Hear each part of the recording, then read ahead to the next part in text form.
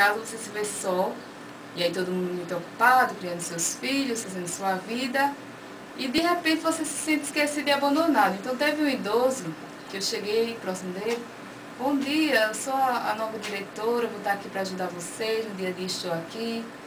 Meu nome é Ana Paula.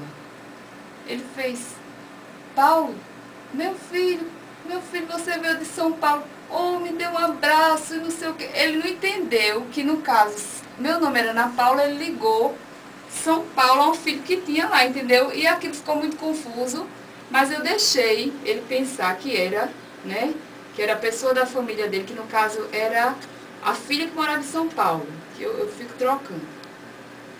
E aí ele me abraçou e ficou dizendo: que bom, quanto tempo que você não vem. Todo mundo que estava no quarto ficou rindo e emocionado, porque viram que o sonho dele, a vontade dele no momento era ver aquela pessoa da família dele que estava tão distante. Então,